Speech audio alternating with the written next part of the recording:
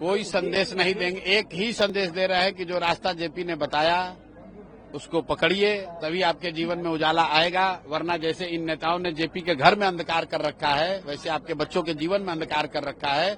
सुधार नहीं होगा जब तक जाति पाति, हिंदू मुस्लिम, मंदिर मस्जिद के नाम पर वोट लोग देते रहेंगे, 5 किलो अनाज के नाम पर वोट अपना बेचते रहेंगे, तब तक सुधार नहीं होगा। सुधार तब होगा जब लोग व्यवस्था परिवर्तन के लिए वोट दें, अपने बच्चों के भविष्य के लिए वोट दें, अपने बच्चों के पढ़ाई रोजगार के लिए वोट दें।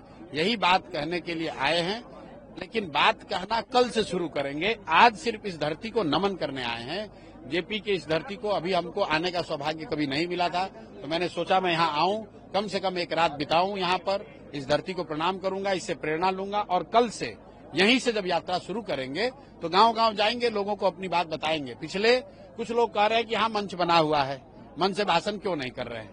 भाई मैं 2 बरस मैंने पदयात्रा की है, 5000 गांव में गए हैं और कहीं पर भी मैंने मंच नहीं लगाया है।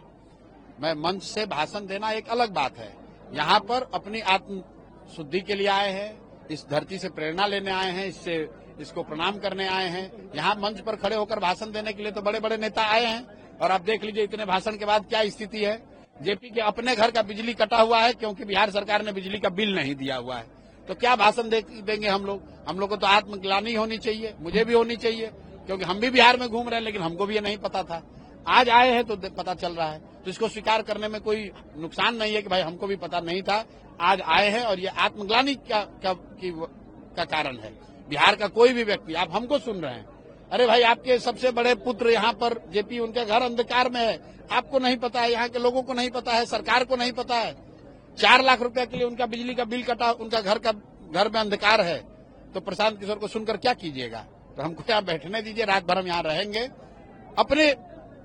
अपनी चेतना के लिए आए हैं, अपनी समझ के लिए आए हैं, यहाँ भाषण देकर लोगों से वोट मांगने के लिए नहीं आए हैं। लोग को ये जरूर कहेंगे मेरे भाई जगो, अभी से भी जगो, नहीं जगोगे तो 1 प्रशांत किशोर आए कि 10 प्रशांत किशोर, जीवन आपका सुधरेगा नहीं।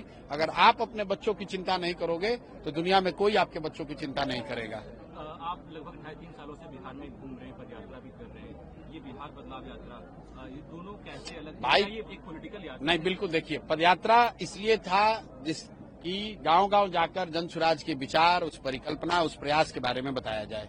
पदयात्रा इसलिए था कि गांव-गांव जाकर ये बताया जाए कि जिस विकल्प न होने का रोना आप रो रहे हैं, आप में वो ताकत है, सामान्य जन में ये ताकत है कि वो साथ में आकर एक नया विकल्प बना सकते हैं, एक ऐसा विकल्प बना सकते हैं जिससे कि उनको भाजपा के डर से लालू जी को और लालू के डर से भाजपा नीतीश को वोट न देना पड़े।